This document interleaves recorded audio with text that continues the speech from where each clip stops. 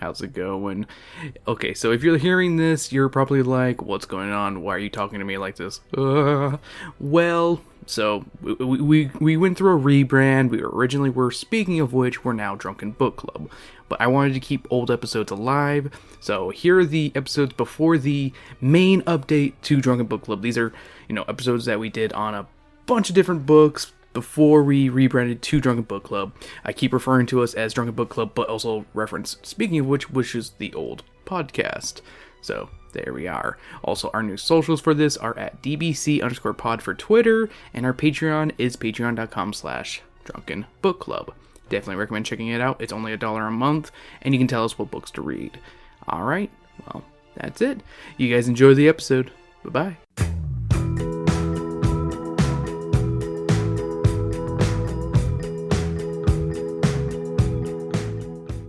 Hello and welcome to Drunken Book Club. I'm your dashingly disgusting slug-like monster, Christopher the Rupel, joined with... What happens when you cross an Ewok and a Wookiee? A Wookok. I guess Wookok. So. I guess so. I don't know. What do you get when you cross an owl with a bungee cord? My ass. Enough! But, hey, that's from Kung Pao, Under the Fist. It's been forever since I've seen I want to see that again. It's a good movie. I have it on DVD. We can just watch it like that. We can watch it after while we're still kind of drunk. Yeah, that'd be fun. But we have to record 2 podcasts. And this is Drunken Book Club, if I haven't already said that. On this episode, I was the only one who read the book because it was a 400-pager. And I was like, Sam, you don't need to read this book. It's 400 pages. You don't have the time to read a book. Do you have time to read book? In theory, but not really. Yeah, exactly. And you're a faster reader, too. Yeah. But I read Star Wars Tales From Jabbas Palace, a collection of short stories taking place in Jabba's palace. And, yeah. Trying out Sam's drink. Yeah, that's really, really heavy on the syrup. Yeah, that's why I was like, it should have been blended, but I didn't think to blend it till So what did you pre-game on, Han? I had a cider, a hard cider with a bit of apple juice to make it sweeter. Yep. And then a bit of cinnamon whiskey, like not even a full shot. But that was just to add the more cidery taste. Just get a little flavor. And then I'm currently on a margarita mix, a shot of tequila, like the half a thing of margarita mix, because it was only like this much, like a little bit Yeah, there was left. barely any. Not even half a cup. It was like, what's like a quarter of a glass at tops. Yeah. So then I added tequila and margarita mix. You mean the strawberry daiquiri mix? It's margarita daiquiri mix. Whatever. It's the same shit. Me. It literally says daiquiri/margarita mix on the bottle. Okay. So get off my ass. You just gotta flatten it out then. Yeah, you thought you had a burp, but you did not. I dropped my phone. I want my drinker back. And I pre-gamed. I had a shot of 99 watermelon, or at least a shot glass worth. Shot bottle worth. I had 2 Kinkies. If you remember those from last time, it's like a strawberry watermelon drink. Malt beverage, very tasty, very good, very makes me happy inside. I had a shot of blue curacao, and I took a drink of Sam's drink. That's about it I've had for drinks. Why are you trying to stab me with a knife? Can you name what game this came from, Sam? This little knife. Whose knife is it, Sam? Is it his? Yes, it's Krauser from Resident Evil 4's knife. The fact that I don't remember. You don't know his name because you've never played the game. So. That's what's up. We gotta do that on a Let's Play. When I'm not as drunk. Obviously. Let's say, what's the fun in that? But yes, and I'm also, after I took a quick break, I'm now nursing a whiskey cider, which I put cinnamon whiskey instead of regular whiskey because I like cinnamon whiskey with cider. Actually, it's apple juice. It's not even cider. So. If you go by the Ned Flanders rule, it's technically cider. Yeah, I was about to say it is brownie, but it's not bubbly. It doesn't necessarily have to be bubbly, because if it's... So for this book, I didn't write like a little short essay like I normally do about each story. I just took the brief descriptions from Wikipedia, and I'm going to give my opinions on each one. Sam, if you're interested, I can explain the stories a little bit better, because some of these are very brief, very non-spoilers ways of describing the stories. Mm-hmm. And also, most of the stories are connected and will share scenes with one another. That's something I like about this book, actually. Neat. Because not all the stories take place around the same time, but most of them take place around the last couple days of Jabba's life before he... Spoiler alert, if you've never seen Return of the Jedi, go watch it. It's really good. And B, it's when Jabba dies. Also, fuck him, because he's a dick. Yep. Oh.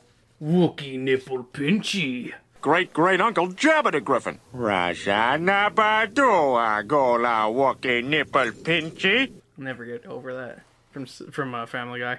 Alrighty. Also, before we even start, like we did with the Goosebumps one, I'm going to ask Sam what she thinks each one is about and what character she thinks is the main character of the story. I will say I did see your note for the first one, so I already know what that one's about. Yes, as if I told you about it also. So the first one is a boy and his monster, the Rancor Keeper's tale. Obviously, it's about the Rancor Keeper. Sam already knows about it, but here's the story. In 0 BBY, I don't know what desecrates BBY. Before Baby Yoda. That would be actually that wouldn't work because Baby Yoda would be 45 at this point.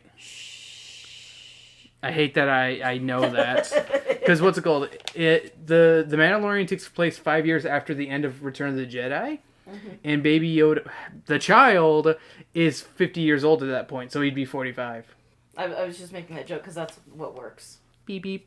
A large freighter starship crashes into the surface of the outer rim planet of Tatooine. The planet's native scavengers, Jawas, happen upon the wreckage immediately following the crash. When the leader of the Jawa clan discovers that the sole survivor of the crash is a carnivorous beast known as a Rancor, he begins to make arrangements to sell the find to the only individual in the Dune Sea who could find entertainment with such a creature. The Hutt crime lord, Jabba Jabba the Hutt. Yeah, I'm just gonna call him that. Can you pronounce that? Look how many I's there are. The Sigilic Tier? Tier. That's the closest I got. A human Corellian named Malakili is brought to Tatooine to be the keeper of Jabba's Rancor. Malakili's unparalleled record as a beast handler makes him the prime choice for the job. Over the next few years, Malakili watches with pride as the Rancor devours many of the enemies of Jabba, whom are sent by the Hutt to the Rancor's pits. Malakili is overjoyed to have custody of Jabba's Rancor, but he resents the captivity of what he considers so magnificent a beast. Over time, he and the Rancor develop a certain rapport, which convinces Malakili that he must find a way to free the Rancor. To this end, he makes an agreement with Jabba's local rival, Lady Valerian, to transport both himself and the Rancor to a remote planet where they might live together, untroubled by others, fingering each other's buttholes. However, the date set for the escape fatefully coincides with the arrival of Luke Skywalker, who kills the creature, thereby upsetting Malakili's plans. That's just really sad. It's a very depressing ending. Because it's one of those, he just likes his pet, basically. He just liked that pet. He loved that Rancor. I was about to say, I mean, hell, if you watch the Return of the Jedi scene where Malakili, he's the fat dude with the black hat hood thingy. Like the Middle Eastern, hat thing? Yeah, and no shirt on. Who just goes up and is like, oh, no! And he hugs somebody when it dies and he's all sad. I mean, I get why Luke killed him. I'm not saying I was about to say, it was survival, you know? Yeah. I'm not saying, it was a dick move. It's just sad, because... Yeah. I was about to say, this was a good one to start things off. You get to really like Malakili and understand his heart being broken during Return of the Jedi.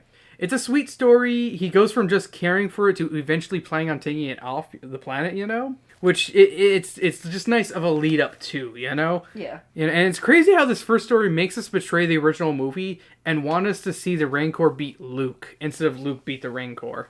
Or, my thing is I would even be it's fine if, Luke just, fucking, somehow escapes. Yeah, without killing it.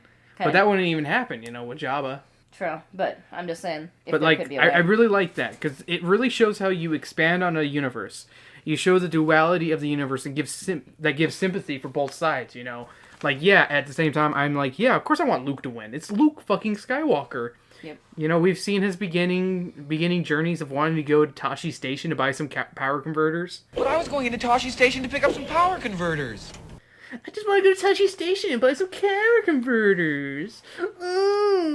Not without your license, little boy. And Uncle Ben spanks him. But yeah, I was about to say, you really want to see you don't want the Rancor to die, and you just want Malakili to be happy, be like, oh, living on a happy planet, eating bugaboos. Take him to what's it called, the Ewok planet. God, what's that planet called? I'm gonna lose my nerd cred for this one. I was about to say, I'm drunk. Don't expect me to remember where the Ewoks are. The moon of Endor. There we go. Endor this, Sam. I shouldn't have given you my tiny knife. Yep, you can't have Jack Krauser's knife. Can I have Shake.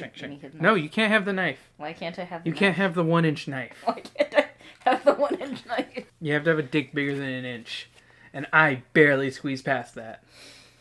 One day. What, are you bodybuilder now? Maybe. Alright, the next one is Taster's Choice, the Tale of Jabba's Chef. So what do you think this one's about? Probably him fucking resenting Jabba because he's a fucking bitch and cooking him food, but also being like, I want to spit in this food, but I feel like he'll know. Fuck this dude. Pretty close, yeah. Porcellus, that's his name, Porcellus, is the head chef in Jabba's palace. Wisely, he avoids displeasing Jabba with food. He attempts maintain a low profile and humble kitchen. That's what it says. This is from Wikipedia. Don't be angry at me, guys. But he becomes distracted when he discovers 2 murders, including that of his assistant, Phlegman. Less focused on cooking, Porcellus makes a mistake that leads to his imprisonment. So, you want to know any more about that story, or is that good enough for you? No, that's good, unless it's really, like, stands out. No, this one's pretty... It's an interesting second story. It's got some pretty funny moments, because Porcellus misinterprets a word that Jabba says. I can't remember what it is. But he thinks that Jabba thinks he's poisoning him, because Jabba got indigestion from one of his meals, so he thought he got poisoned by him. But no, it turns out at the end, the word is cursed. He thinks that Porcellus is cursing him somehow. Even though it was just he got indigestion, which, even if he cooked the food right, if you just ate it too fast or had too much food. Oh. Get some Pepto-Bismol. Oh.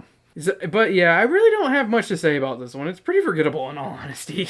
It's a pretty bare bones story of just a chef, and he gets freaked out. It's not one of my favorites. It's one of those, I'd say it's one of the first stories you can just skip. It's really not that exciting. That's entertainment. So who do you think this one's about? I'm not going to say whose tale it is from now on. I just want to see who you think this might be. And what it might be about. One of the dancers and how they got into this bullshit and how they want to try to get out. That's the next story. Is this Max Rebo? This is not Max Rebo's. The blue elephant. I don't know. You got pink elephants, don't you? Pink elephants on parade, here they come, hippity hoppity. Did I ever tell you the story of, like, we had to play that in high school? Yes, but we can't tell it now because I've got 7 more pages to go of this. Okay. And we've barely just begun. Okay. Now, this is Salacious Crumb's story. A Cal Arts professor, Malvosh Blur, attempts to interview the notorious crime lord at Jabba the Hutt. Salacious B. Crumb, yes, he has a middle initial, B, stands for badass. Or no, bastard. Yeah, bastard works better. Appears and pretends to help Blur. Crumb tricks Blur into saying that Jabba lies like a gran. That's one of those 3-eyed aliens. Oh, okay. Along the way to Jabba's palace. When the duo reach Jabba, Crumb explains that Blur had said that the Hutt lied like a gran. Jabba is tired of Crumb's idiotic jokes and takes the interview Blur set up. Once the professor asks how he can repay the crime lord, he tells Blur to make him laugh. When Blur tells the Jut a joke he heard already, Jabba is not amused and feeds Cal to the Rancor. That sucks. It's pretty funny, honestly. This one's really actually pretty funny. See, you know what I'd do to make him laugh? Punch Salacious Crumb. Oh, he'd love that, but he's probably already seen that. I mean, I feel like it's one of those things that he may have already seen it, but it might still crack him up. Yeah. Like, I was gonna say, you've seen, like, some of those videos on YouTube a million times, but it still makes you laugh. And they're great. Like sugar posting. I love sugar posting. Sugar do. I'm just saying. Yeah, I really like the story because, like, it doesn't really describe that. Malvish Blur, he's one of those academic assholes. Yeah. Like, he's one of those, like, I'm gonna get an interview. I'm so hoity-toity. Yeah. These backwater people are such dickweeds. Yeah. And it's just really fun because no one in the story is likable. And that's what makes it so great. Like, Salacious Crumb is just being an asshole, talking in, like, 3-word sentences being like, do it. That's, again, Like Gran. just punch him. Just punch him. And this is one of the few that doesn't have any relations to the other stories, if I remember correctly. Like, there's no relations. Oh, okay. Salacious is just such a jerk ass.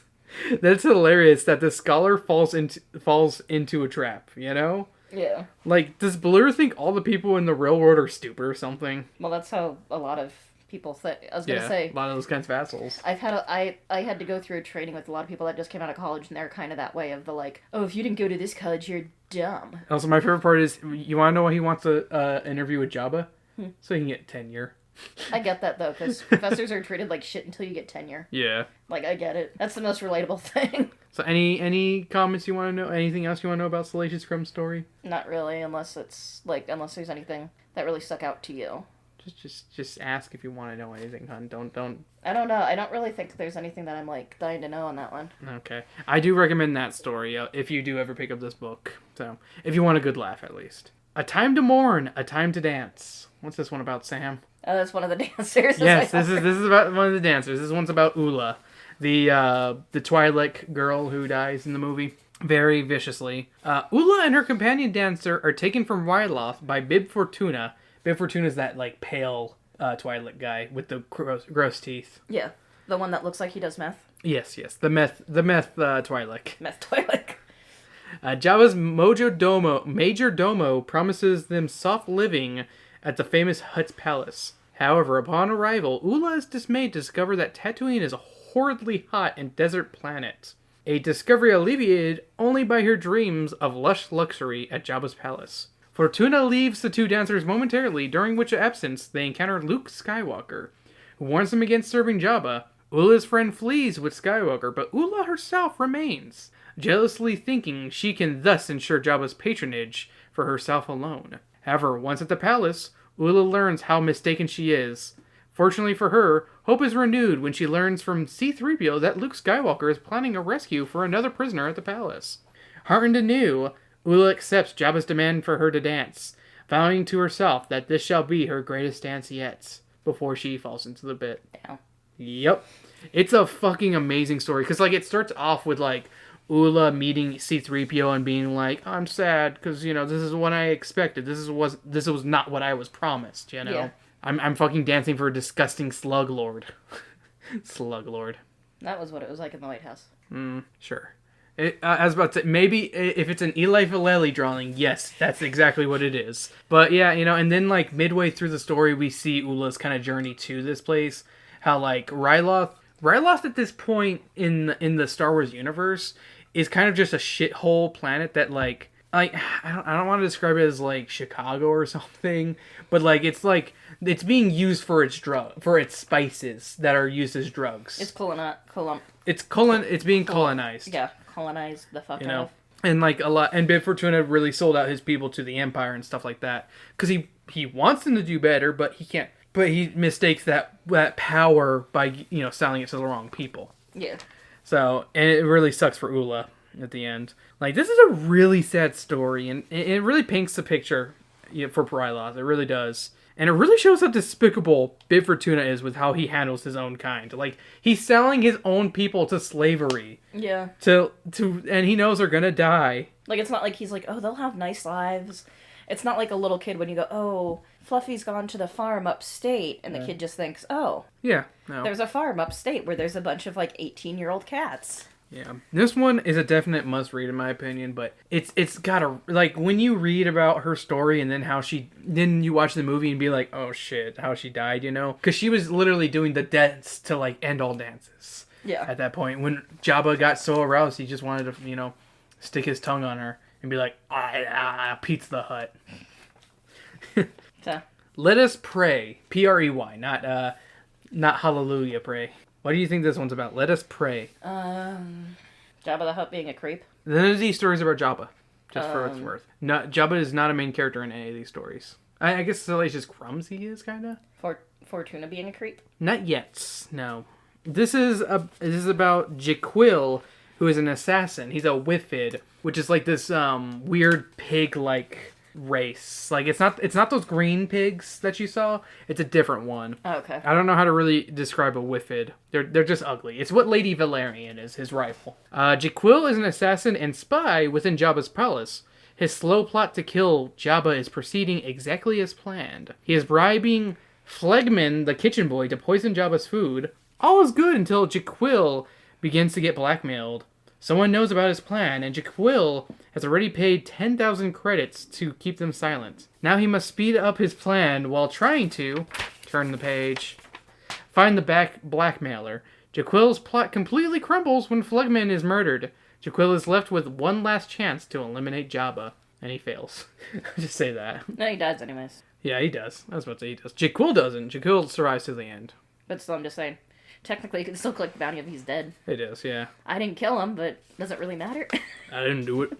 Close enough. I was about to say, this one's really forgettable. Like, one of my favorite things is that you do get to kind of see the love life of Lady Valerian, because Jaquil is one of her lovers, and, like, Jaquil gets kind of jealous of, because there's, like, another man when he calls her, and he's like, what's going on? And he's like, nothing, go away, it's just business, stop it.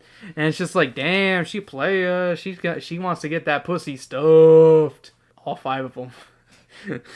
I like it was a stupid Little Mermaid comic. The 8 vaginas, maybe more. 7 vaginas.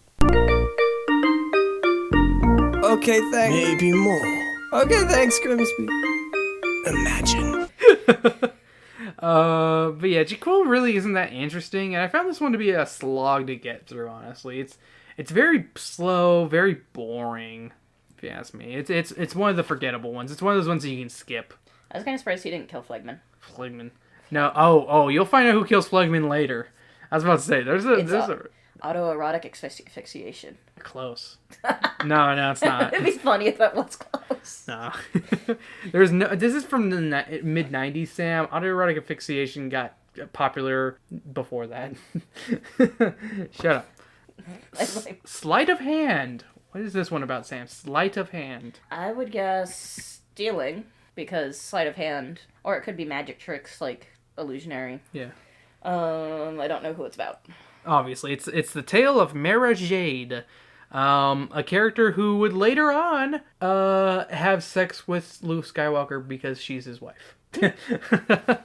And it is not about magic tricks or anything like that. Following the Battle of Hoth, Mara Jade is sent by Emperor Palpatine to infiltrate Jabba the Hutt's palace on Tatooine, disguised as the dancing girl Erica, spelt with an A, 2 A's, in order to... Erica. No, not like that.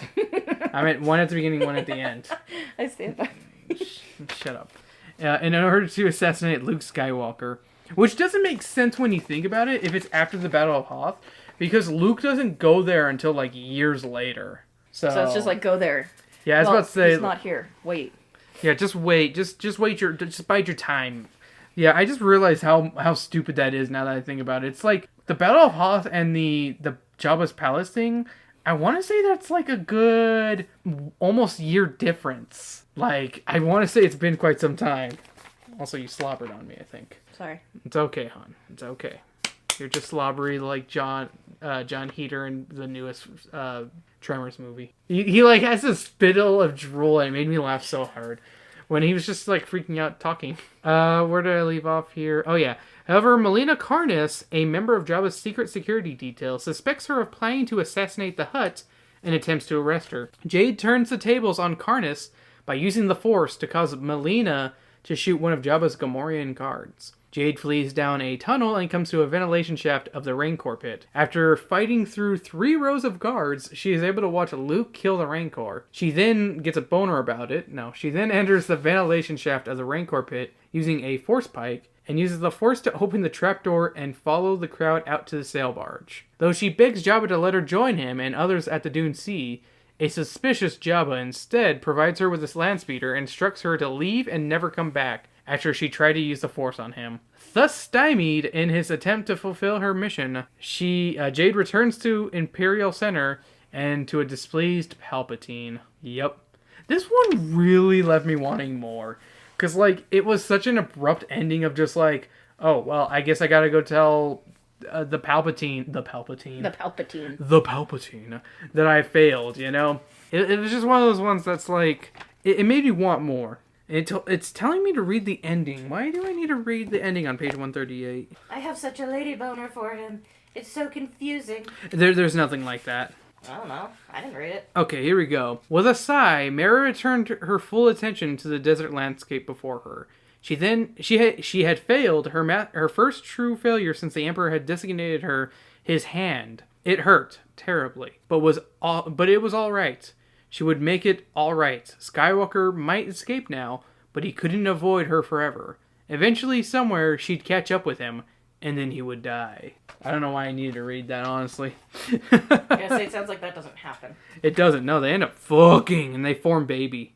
I didn't know that. I think they form baby in the extended universe. Don't quote me on that. I'm not, like, I don't know a lot about the extended universe, but I think I know he does have sex. Luke has sex. Luke, on his gravestone, it cannot be put that he never got laid. Yep. He did not die a virgin.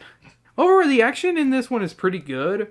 And the chase scene with Jade kicking some guard ass is it's very well described and very, very awesome.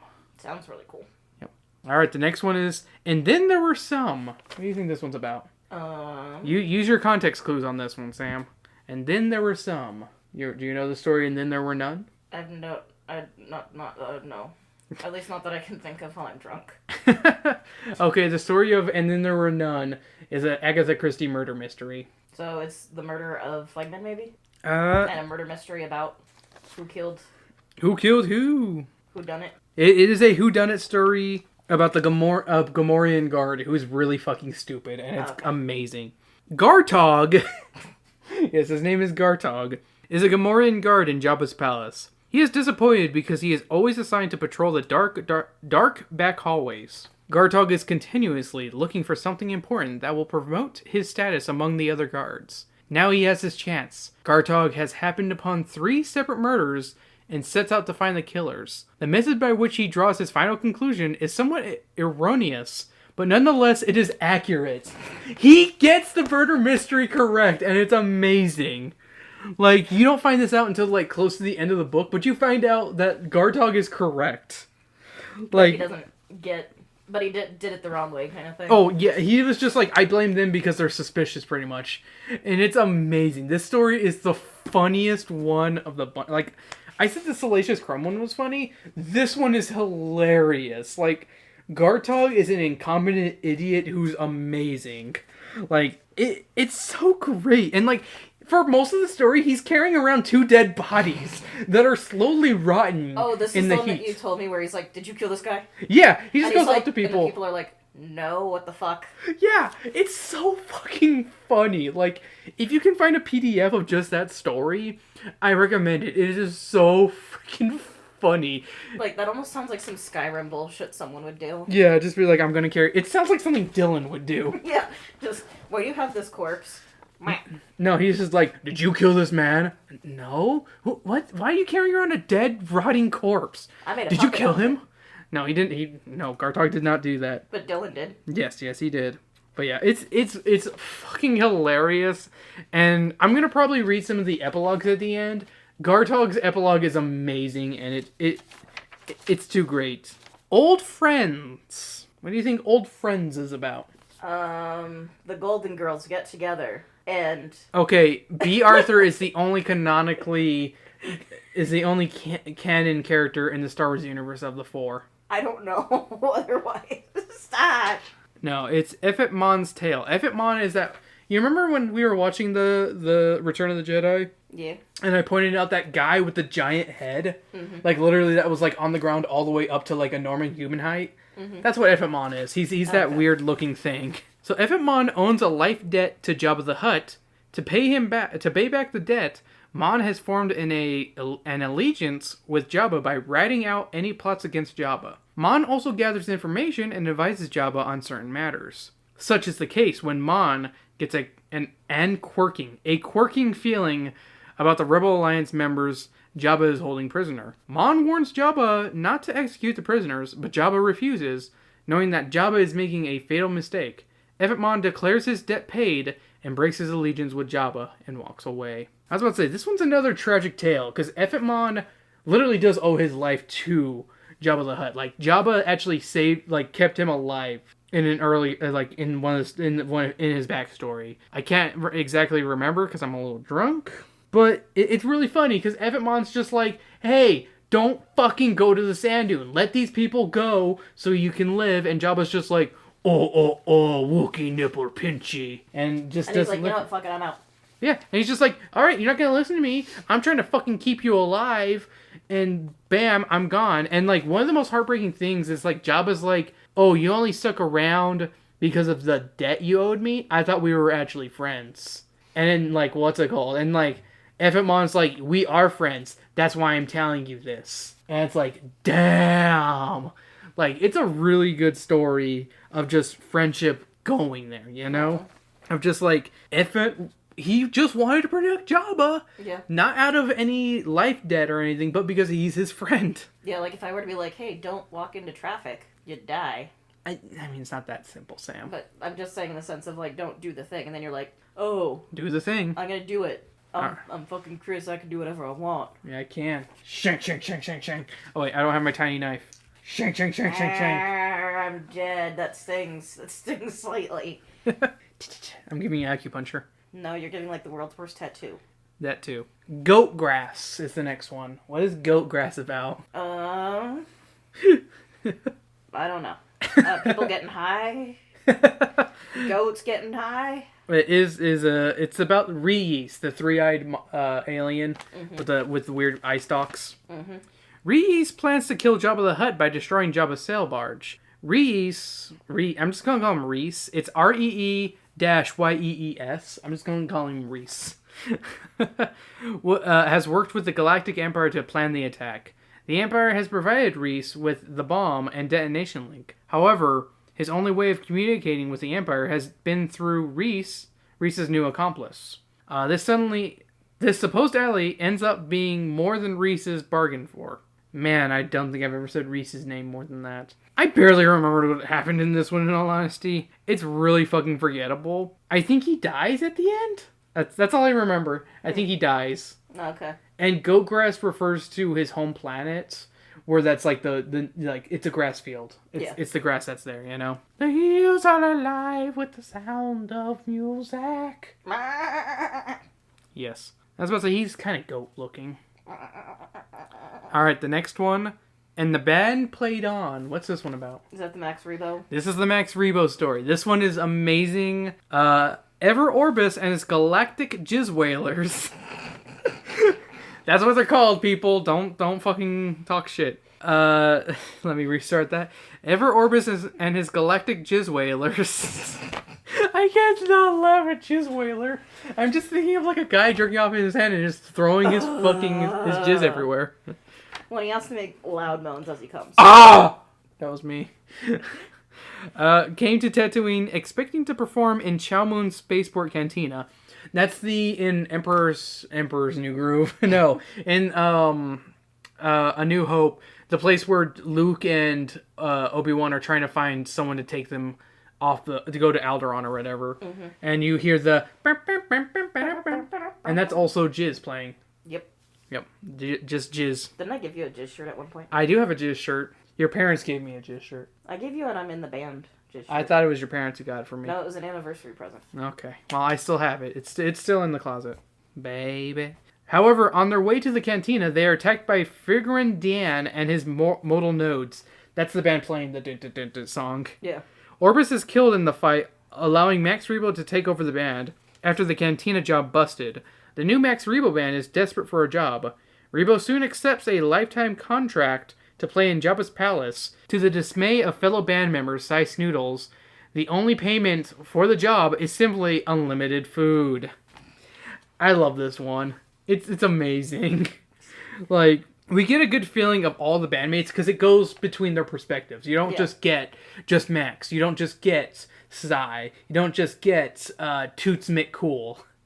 I love that name so much. Toots McCool gets... It sounds like something like a second grade. Oh, sorry. Droopy McCool is his name. Droopy McCool. Toots. Did anyone name their, like, testicles that? I don't know, Sam. I don't think there's a lot of people who I know who Droopy McCool is. Comment on the thing if you named your testicles Droopy McCool. That's their name now, ain't it? Max is such a fat idiot. Sny is in it for herself and is just a greedy little bitch. And Droopy's just a slave who just wants his freedom, you know? It's like, I just want to play music, man. No, he doesn't want to play music. He Oh. doesn't want to be forced into Shit. playing music. He just wants his freedom. Damn. And the humor in this one is the saving grace. By getting the perspective of all three bandmates, it's the best treat about the story. It's so freaking funny. Like, I want to talk more about it, but it's one of the best ones. I give it a strong recommendation of reading. What do you want to bet that Droopy McCool's real name isn't that? Well, no, that's not his name. Okay, in the story, his slave name is used throughout, and he's like, I don't want to be called that anymore. Oh, okay. And then he says what his name is, and they're like, we can't pronounce that. Like, it's unpronounceable to them because he has, like... It's like the whole, like, human tongue cannot do that kind of thing. Exactly. And Sny is like, okay, what if I give you a really cool name? He's like, okay, go ahead. And she's like, you're Droopy McCool now. He's like, alright, that's cool. Because he doesn't know any better, you All I know? can think of as Django is when he first gets to dress himself. Yeah. Django Unchained.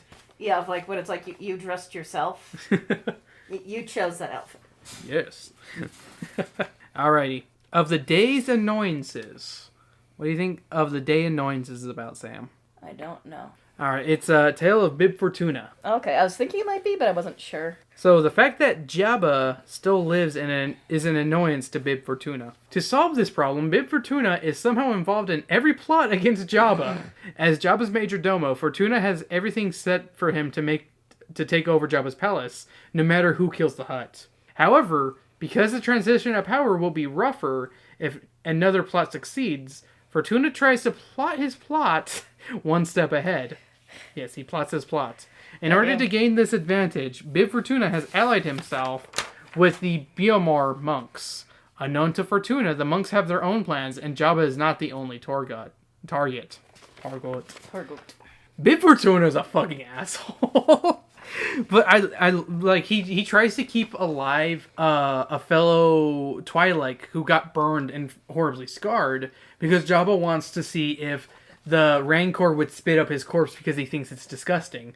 And Bib's like, no, you can't fucking kill this guy. This dude is literally how I'm gonna get back onto Ryloth and survive. And then he forces the death of him. Well, not really the death. He forces the brain out of him by you remember in the beginning of Return of the Jedi when C-3PO sees like that walking eye creature? That's what a Biomar monk is. It's literally a brain inside a jar with legs. Walking eye. Oh, look at this walking eye! And what's it called? So he gets the other Twi'lek in that like thing, and it's horrifying because like the Biomar monks are able to maintain like a sense of calmness about it because they're trying to get a better understanding of the universe and are one with themselves. Versus this guy who's freaking out and screaming every time a Bib Fortuna visits him because he's like, oh my god, why did you do this? Why am I a brain in a jar? So it's the whole like consent thing of the monks already know what's going on. Yeah. They're okay with it. Like he knew what was gonna happen, but at the same time it's like, why the fuck did you do this? Why? Just let me die. Yeah. And like Bib Fortuna, it just wants to see Jabba die so bad. And then I'm gonna spoil the ending for this. This one's a pretty good one. So if you actually do want to read it, skip ahead like a minute or so. But Bib Fortuna returns to the palace after Jabba dies, and he gets trapped in there, and the monks take out his brain and put it inside a jar. So he gets what he deserves at the end. It's pretty damn amazing. That's great. He's an asshole. Mm-hmm. I know, I like how I said in my notes, I dare not spoil it, but oh my god, you have to. It's just so great what happens to him. So, this one's called The Great God Quay. What do you think The Great God Quay is about? The monks? It's not about the monks. You don't have to keep guessing if you don't want to keep guessing. Max Rebo's penis. It is actually about his penis! You won! You won the know prize! it's not right. Yes! You won the prize of a knife through your fucking hand, you cunt! You snorting there, Piggy? Oh, Miss Piggy joins me today. Shut up! Miss Piggy, why are you so mean to me? I'm just Kermit the Frog. She just keeps snorting. Here, give me a kiss. I'll calm you down. Whoop! So the great god Quay, when their leader Akbuz is killed, the remaining 5 Weequays in Jabba's palace attempt to find the killer. They consult their god, Quay, to discover the killer. The Quay does not reveal the killer, but informs the Weequays that a bomb has been planted on the sail barge. With the barge departing for the great pit of Carcoon, the Weequays only have a few hours to find the bomb and disable it. So you want to know something fun about the Quay? It's pretty much a magic 8-ball. It is amazing. They're literally being like, should we do this? And in the Quay's like, ask me later. And they're like, should we do this? Yeah, you should probably do that. It's so The fucking funny. magic conch in SpongeBob. It's pretty much the magic conch, yeah. Praise the magic conch! Like, that alone just makes this such a hilarious story. Because at first you're like, oh, like... That's so funny. In my notes, I said it reminds me of the magic conch episode of SpongeBob. Because, like, I was thinking when it was, like, part of their god, it's like, okay, cool, like, that's an interesting... Yeah. No, it's just shaking the magic 8-ball. No, like, they were pretty much Should just we do asking a this? box. Possibly. You know, and for what it's worth, they do find and disarm the bomb. Too bad, Jabba still dies, and so do all the Weequay. Yeah, but, that's, Like- that's not on them, though. They can only do so much. Like, it's amazing. Like, it literally is, like, every response is, like, make it so, or whatever like that. Like, Yeah. like it's the magic 8-ball. It's so fucking funny. A bad feeling. What do you think a bad feeling is about? Last few minutes of Flegman's life. Is not. Flegman sadly does not get a... Wait, Flegman already had his story. Not Flegman, no. I'm thinking of the other chef. Yeah, I was like... Yeah, wait, what? Flegman doesn't get a story. No one cares about Flegman. I weirdly care about him just because I haven't read the book. I'll let you read the story then. This is a story about EV-99, or for short, 99. EV-99 is the droid foreman in Jabba the Hutt's palace. It's the one that sounds like the Dalek in the movie. It's that one. With its position, she is able to perform experiments on service droids without drawing unwanted attention. The ultimate goal of her experiments is to discover the state between the operational and non-operational status, between on and off. She's literally just trying to find life and death, the meaning of She's it. Jacob's laddering it. Pretty much. She is that's exactly what it is. Minus the, the fucking disturbing imagery that inspired Silent Hill. Yeah. God, I love that Jacob's Ladder. That was because of the religion in movies. I didn't even watch. It was the best part because that was the time my laptop died. Yeah. I have it on Blu-ray. We gotta watch it. However, 99 will soon learn that there are some things that droids are not meant to know. Ooh. So this one has probably the most technobabble in all the stories, because it literally is about a droid. Yeah. It is from her perspective, and it's fucking nuts. Like, this is a serial killer droid. Like, she just loves to torture these people for not for no reason. She does want to just be like, I'm torturing you so I can understand and feel pleasure from your pain. And it's so creepy. In some ways, that's worse. Yeah. The other thing I was thinking of, like, with the line of, like, the tag you have of that, is the Venture Brothers, I pissed on God's eye and he blinked. What? Remember when he gets turned into a caterpillar? No. Oh, yeah, okay. And he's like, this is why you shouldn't mess with super science. Pissing God's eye, and then he blinks. And then he's turning into a caterpillar. Yeah, I was about to say, this one I don't want to spoil, because the ending is really great. And the beginning's pretty good as well, because it actually takes place on the Cloud City of, I forget what it's called, but, the one that takes place in Empire Strikes Back, where Lando's like, yo, I'm Lando, what's up, bitches, I'm Lando. Gonna land my ship on your cunt, bitch. Okay, the next one is A Free Quarren in the Palace. A Free Quarren in the Palace. What do you think this one's about? Streaking in the palace. It is not about streaking. Where do you get streaking from A Free Quarren? Free as in naked in the palace, so he's just naked in the palace. This is about Tessic. He's a squid face guy in the movie. Tessic has plans to take over Tatooine. He has bribed 2 Imperial officers to kill both Jabba the Hutt and the Imperial prefect Eugene Talmont during a raid on one of Jabba's warehouses. Afterwards, Tessic will install one of the officers as the new prefect, giving Tessic the strings controlling the Galactic Empire and Tatooine. Meanwhile, Tessic would sell the criminal aspects to Jabba's empire to his rival, Lady Valerian. Unfortunately for Tessic, his vast plan utterly collapsed at the last possible moment. I like Tessic, but his story feels very unimportant. Like, it literally, there's no consequences. You know that he's not going to kill Jabba. You know he's going to fail at the end. I hate to be the one who says it, but the ending of this one is the same ending as Bib Fortuna's, because he goes back to the palace and he has his brain removed by the Biomar monks. It makes more sense with the other one. Yeah, with Bib Fortuna, because he worked with them. Yeah. But this one's just disappointing. It's one of the more disappointing ones, because I like Tessic as a character. Like, he just wanted his freedom to go back to his planet. He wanted to get off this freaking desert planet, because, like, if he's out of water for too long, he starts to get... He literally is eczema. He's eczema the creature.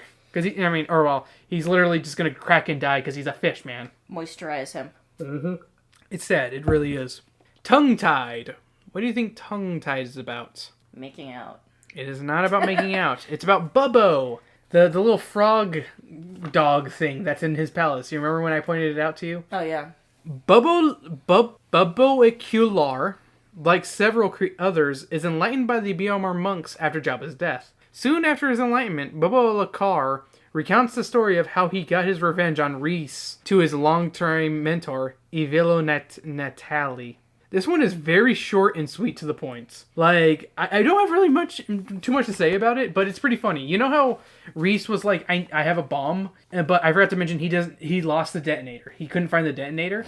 It's because Bubbo ate it. And he's just like, I ate it, bitch. Good what Bubbo. You gonna do about it? I just see him, like, looking at Reese, just being like... What you gonna do?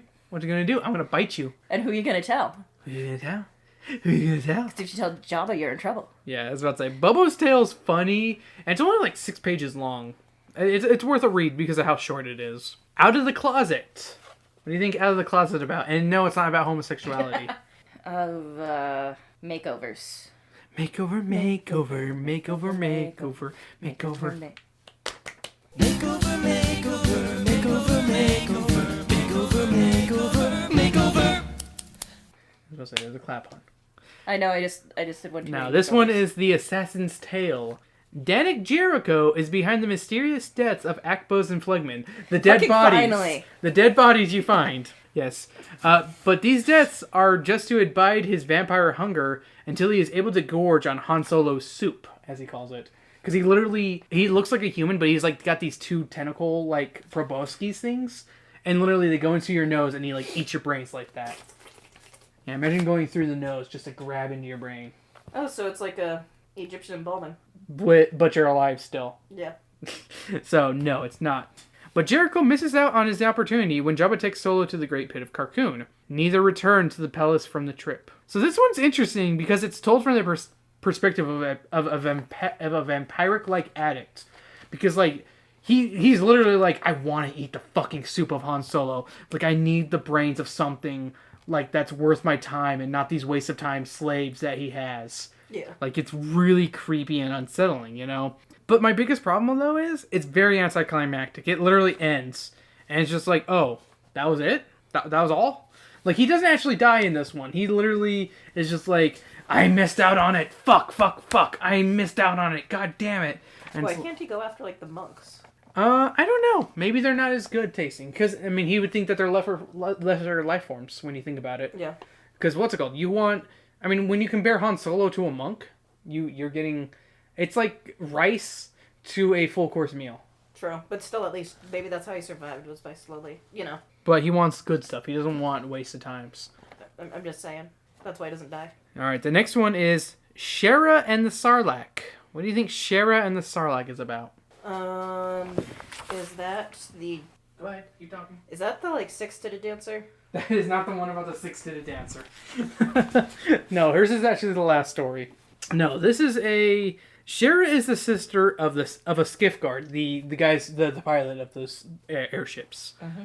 While on a trip to the Sarlacc, this guard recounts a story to Boba Fett about how Shara once was being chased by a group of Imperials when she fell into the Great Pit of Carkoon. However, his sister survives when she is thrown out of the pit. The skiff guard is not sure why the Sarlacc threw her back, but he thinks it might be that the Sarlacc will not eat anyone who does not deserve it. After more thought, the skiff guard realizes that if this is the case, then everyone should be Sarlacc food.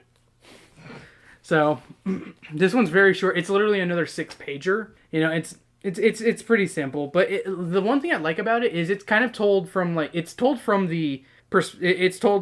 retelling of a story. So it feels kind of like an urban legend story of like my friend of a friend. You know, this happened to him. And I personally like those kinds of stories. I like those kinds of retellings. So that's kind of one of the reasons why I like this one, and also because it's like 6 pages long. Why lie? I like a short story. A Barv Like That. That's the next one. A Barv Like That. Is it the last one, or? No, there's 2 more. Or there's 1 more. A Barv Like That. I have no idea. This is the tale of Boba Fett. So Boba Fett awakens inside the Sarlacc via the Sarlacc. He makes telepathic contact with the first of its victims, Sesujo. I don't know how to pronounce it. Whatever. A series of flashbacks ensues, showing some of the Sarlacc's other victims, including a pair of Corellians and a Jedi. Other flashbacks detail Boba Fett's delivery of the frozen Han Solo to Jabba. Inside the Sarlacc, for some time, Fett is immobilized, and his armor is heavily damaged by the creature's digestive system. He learns that Susejo can exert some control over the Sarlacc. He goads Susejo, making the Sarlacc contract around his jetpack. The resulting explosion frees the bounty hunter from the Sarlacc's grasp. He then fires concussion grenades into the wall of the beast, blowing a hole in its interior. Boba Fett escapes the Sarlacc, which like him is badly injured but still alive. A year later, Fett returns to the Sarlacc in Slave 2. Due to his prior contact with the Sarlacc, he can reestablish the telepathic connection with Susejo. He decides not to destroy the Sarlacc yet, but promises to return. Yeah. It's actually a really well... Like, this one's... The last 2 stories and the first story are, like, some of the longest ones, and also probably the best written of the bunch, because they do have time to develop their characters and show off, you know, certain... Like, it shows off different perspectives between the characters and stuff. Yeah. Like, I like being able to hear... Like, getting to understand how a Jedi got in there and died, and being like, shit, well, this is just natural. You're killing me because I'm your food now. I'm not angry... But damn it. But I don't like it either. Exactly. The one thing I think of is there's a Parks and Rec thing where I think they're going for what's known as a filibuster, where it's just you don't yield your time and you just keep fucking talking. Yeah, it's a filibuster. And Patton Oswalt's on there, and it was like and it was basically his thing for episode 7. And the first thing is Boba Fett escaping out of the Sarlacc pit. Pan down from the twin suns of Tatooine. We are now close on the mouth of the Sarlacc pit. After a beat, the gloved Mandalorian armor gauntlet of Boba Fett grabs onto the sand outside the Sarlacc pit, and the feared bounty hunter pulls himself from the maw of the sand beast. Okay, this is exactly... And we realize... Yeah. And then, I didn't watch the rest of it, but it's just a long, like, fanboy thing of his fan fiction. Yeah. That's pretty funny. Yeah, this one is pretty good in total.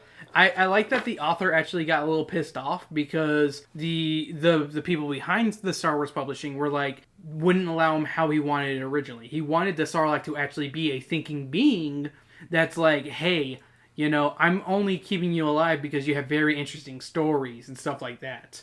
And that's also another reason that does happen in the story, but it's through Susejo and not the Sarlacc itself. Yeah. So that's one thing that I didn't like, or that he didn't like, that he wasn't allowed to have an intelligent creature being like, oh, you're not getting out because I'm going to keep you here to tell me stories.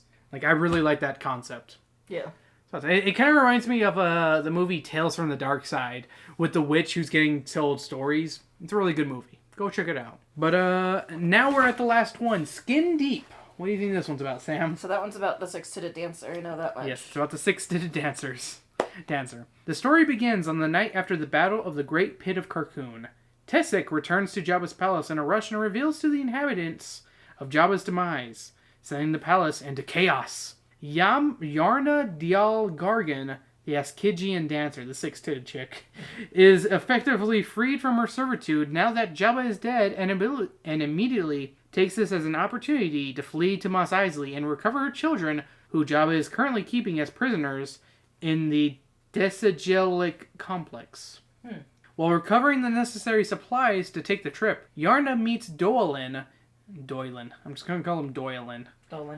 A Guranite huntsman currently living in the palace due to business with Jabba. Needing a supply of cartridges of Hydron 3 that Jabba also had stored in the complex in order to replenish his breathing mask, Doylin agreed to act as Yarna's bodyguard in her journey. The unlikely pair successfully navigate their way out of Jabba's palace, with Doylin saving Yarna from both a rape attempt of by two of Jabba's guards Jesus. and being attacked by the serial killer Danik Jericho, the vampire guy. Using a speeder, they return out into the Dune Sea. While engaging in conversation, Yarna and Doylan bond over their life stories. As they near Mos Eisley, Yarna and Doylan accidentally crash their speeder into a sandpit right next to a sleeping crate dragon, which is like this giant dragon monster. And Jabba earlier is like, I want one of these to fight the Rancor because they're that deadly and stuff, and he wants to see who will win. And the Rancor Keeper's like, fuck you. Pretty much, that's why the Rancor Keeper's like, I don't want this to happen. Shit. The beast nearly kills Yarna, but Doylan manages to slay it by firing a blaster shot into its sinus cavity. Doylan then extracts the pearls from its stomach, but as he is cutting off a piece of the crate's dragon's tail as a trophy, he is knocked out when its tail twitches reflexively. By now, Doylan has run out of Hydron 3 and is slowly dying.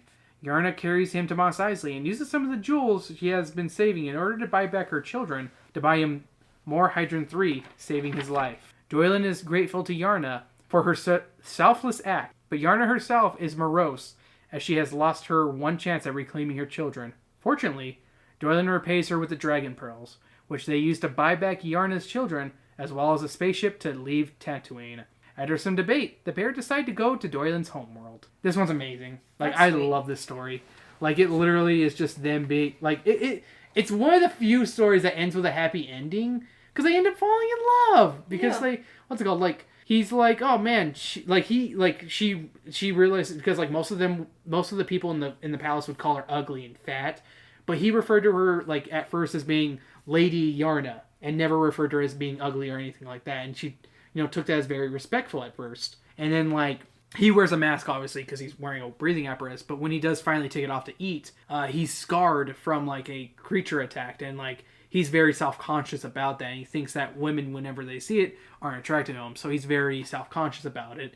And, being Yarna comes from a desert planet. And, like, she drinks a lot of water. And she gets bloated from it to help keep her alive, Kind of camel kind of thing. Exactly. It's the hump in the back. Well, no, that's fat, not water. But it's stored, but still storing moisture. Yeah, she stores moisture so she can survive. And they end up falling in love throughout this journey, by saving each other from the Cryet Dragon. And it's a really sweet story. I was about to say, it ends in a happy story. And there's a couple... kids don't get to be slaves anymore. Yes, the kids don't get to be slaves anymore. There's actually an epilogue chapter of, like, a bunch of people's stories. I'm going to try to just kind of talk really quick about them. With Yarna and Doylan, they end up traveling around the world, and she does the Dance of 70 Violet Veils at the wedding of Han Solo and Leia Organa, and a designer of exotic lingerie recruits her as a model of her extravagant jeweled brassieres. Neat. Yep, and her kids actually become a swinging jizz trio. So her kids become jizz whalers. Sice Noodles dissolves her partnership with Max Rebo because, Max is kind of fucking stupid. I get that. Yep. And she tries joining other bands and stuff, but she fails. And Max joins the rebellion because they have the best food. Fucking... Droopy McCool vanished into the Dune Sea after Jabba's death because he thought he heard his own people in the desert, and people claim to hear him playing the flute in the distance on Tatooine. Yep. Malakili, the Rancor keeper, releases Porcellus the chef from a cell, and they both open a restaurant. Neat. Yep. They still operate it in partnership, and its fame has spread through most of the Outer Rim. Does it say what the name is? Crystal Moon. Okay. Yep, treasury to open the Crystal Moon restaurant. Yeah, that's what it's called. Gartog the Gamorrean guard spent the rest of his life wishing he could have ridden on the sail barge's last voyage. However, when Ortug never came back to have him ground up for Jabba food, he tagged along with a small group leaving the palace for Mos Eisley. He still carried his new friends over his shoulders, and found that as they journeyed through the desert, the kitchen boy and the monk dried out into firm, lightweight mummies, with perpetual smiles. In Mos Eisley, he found gainful employment as an enforcer for smuggling operation, and faithfully took his grinning friends everywhere he went. Jesus Christ. Jesus. That's pretty much the last one that's worth talking about. That was the book. Did any of these interest you enough to want to read them, Sam? Honestly, like the last one. Mm-hmm. I know the first one was also very interesting. Yeah, the first one for sure. The Gartok. The Gartok one, and then there were some is amazing. And there were a couple others I can't remember off the top of my head. Yeah, I was about to say, yeah, there's a lot of them. But yeah, there are some definite ones I want to check out. There's some that I'm like, I feel like I can skip this. Yeah, there's a lot I can honestly admit that you can skip. But yeah, this was a really fun book to read. I'm glad I finally read it. I do recommend this book to Star Wars fans out there. If you're a fan of Star Wars and you're like, I don't know where to really start reading Star Wars books, the Tales From books, there's like 3 of them. There's the Tales from Mos Eisley, Tales of Bounty Hunters, and the Tales of Jabba's Palace. And I own all 3. Unfortunately, this is the only one I've read. But I feel like they're short stories about random characters, so you don't feel like too alienated if you're like, I don't know what's going on. Because you'll be like, oh, okay, I know who this person is because I remember them from the background. Because most of these stories do include pictures of what they look like. So you're not like, Who the fuck is Max Rebo? Yeah, who's Max Rebo? Well, most people, I mean, yeah, you do get the picture. I opened that up pretty well. Yeah, I was going to say that was very good luck right there. So that was Drunken Book Club this time. Thank you for joining us this time on Speaking of Which. It's been a while since we've recorded. I was about to say, we recorded like 3 episodes in one night, so now I'm like, wow, it's been a while. It's been a while. No, do not reference that. I'm sorry. Damn it. I'm sorry. You were hurting me. You hurt me when you do that. I'm sorry. You're tearing me apart, Samantha. Oh, your skin is cold. How's my skin cold? You're not even touching my skin. I'm touching... Oh, you're touching my back fat. Got it. So thank you for joining us this time on Speaking of Which. If you're not following us on the Facebook page or Twitter, you can find it on Speaking of Which Podcast on Facebook or SOW_podcast on Twitter. And hey, we're doing this all for free, but if you want, everything on our Patreon is $1. Patreon.com/speakingofwhich. You can get this episode early, at earliest 2 days early on Wednesday. You get all the bonus content of getting to decide episodes for us, getting to vote on episodes. I'm trying to think of what else there is. But notes that I take. Yeah, I'll actually be posting my notes of this on the Patreon. There's so much stuff on the Patreon, and it's only $1, or you pay whatever you feel like we deserve. But $1 is all we ask for, because there's really nothing else we've got. Yeah. You know? We really appreciate it if you do, but I understand if you don't. What else do we got? Hey, next episode is episode 200. Get excited. Get crunk. You can follow me at _RuPaul on Twitter and Instagram. Also, if you're listening to this on iTunes, give us a review. It really does help us out in the long run, because it helps people find us. And also, if you're listening to us on a platform that allows you to subscribe, make sure to subscribe. Subscribe. You can also get notifications on Spotify for when new episodes come out now. Really? Yeah. Click the bell. Click that bell icon. It's not a bell. But... I know, it's not a bell. I just wanted to make that dumb joke. Hit the button and ring the bell. Sam, where can we find you? On Twitter and Instagram at Berserker Rose. And you can always find our other friends of the podcast. We at Force Left Hander on Twitter, Instagram, TikTok, YouTube, all that fun stuff. And you can also find our good pal Juan at Voice of J-Rod on jrovo.com. Or you can check out his Voice of J-Rod on Twitter, Instagram, and LinkedIn. Anything else we gotta say? Should we say what our next Drunken Book Club's gonna be? Yeah. Okay. So we're gonna return to the format of reading a kid's book. And we've got one ready for you guys. We're gonna read Santa Claus Washes His Balls. Okay, that's not what it's called. It's called Santa Claus Doesn't... It's a Bailey School Kids book. If you remember Bailey School Kids, you're like, oh, those are the kids who hated homosexuals and would stare at them and point at them. Children Gawk at Homosexuals. Yeah. The series. Yeah, the series. And this one definitely has that, because it's a Santa Claus in weird shorts being like, I'm mopping. And it's called Santa Claus Doesn't Mop Floors. And I'm pretty excited for this one, because, it's a little nostalgic for me. I used to read Bailey School Kids a lot. And B... I'm excited to read Bailey School Kids just in general, because I want to see how badly written it is. Anything else we need to say? Forgot to mention on the Speaking of Which podcast, there is another podcast if you subscribe for $1. It's called But I Digress. It is a solo series. Maybe one day Sam will join me or someone else will join me. But but it's literally me giving updates about the podcast and giving personal reviews on really current events and stuff like that. So if you want to listen to me rant for about 30 minutes, it's $1. That's all you gotta pay is $1. You know what $1 can get you? Nothing, that's what. And you know what? I'll buy that for $1. You got anything to say, Sam? No. What song should we end this on? Should we end on some Jizz Whalers? That's what I was thinking. We should end on one of the 2 songs from by Max Rebo. Should we do the special edition Jedi Rock, or should we do the original one that sounds good?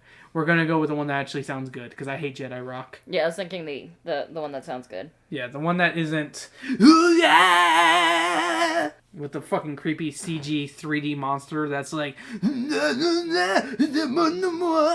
That's not off, is it? No, it's not. It really That's isn't. the sad part. It's what's the sad part. I'm making fun of it, but that's exactly how it sounds. Like crap. Yeet. George Lucas, you killed my childhood. I hate you. All that to fuck over your ex-wife. What? That's why there's so many there's a lot of director's cuts, because she was the editor. She was the editor of the first movie. That was it. But still. I was about to say, that's... It still sucks ass, George. Yeah, I was about to say, I mean... I wouldn't say it sucks ass. I just say it's very unnecessary. That's what I would call it. It's unnecessary. Though I will admit, I do like the Ewok celebration music in the re-releases versus the yub nub nanny dub dub eek da da yeah. I don't like that one as much as the na da da da da, because that one feels like more of a celebration versus yub nub. Be like the Ewoks. To quote Mission Hill. That's a Rupel's Roofies in the making, ain't it? Oh, yeah. That and Oblongs. Yep. And Venture Bros. Yep. All those fun ones. So this is a song by Max Rebo. Thanks for joining us this week on Drunken Book Club, or this month on Drunken Book Club. See you guys next week, or next month, when we talk about fucking... Baby school kids. Why they gotta gawk at fucking gay people like little assholes. This time it's a bear. Oh yeah, it's a big bear. Big bear, he's mighty tough. Big bear.